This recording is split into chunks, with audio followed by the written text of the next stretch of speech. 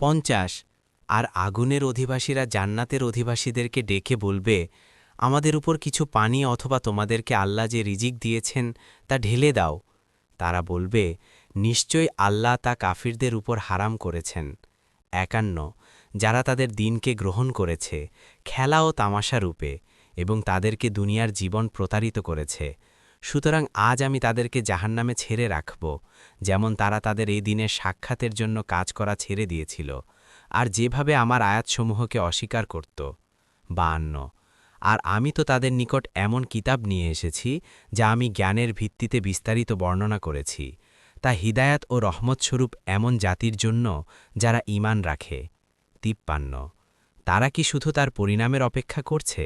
যেদিন তার পরিণাম প্রকাশ হবে তখন পূর্বে যারা তাকে ভুলেছিল তারা বলবে, আমাদের রবের রাসূলগণ তো সত্য নিয়ে এসেছিলেন, সুতরাং আমাদের জন্য কি সুপারিশকারীদের কেউ আছে যে আমাদের জন্য সুপারিশ করবে, কিংবা আমাদের প্রত্যাবর্তন করানো হবে, তারপর আমরা যা করতাম তা ভিন্ন অন্য আমল করব? তারা তো নিজদেরকে ক্ষতিগ্রস্ত করেছে এবং তারা যে মিথ্যা রটাত তা তাদের থেকে বিলুপ্ত হয়ে গিয়েছে। 54। নিশ্চয় তোমাদের রব আসমানসমূহ ও জমিন 6 দিনে সৃষ্টি করেছেন, অতপর আরশে উঠেছেন।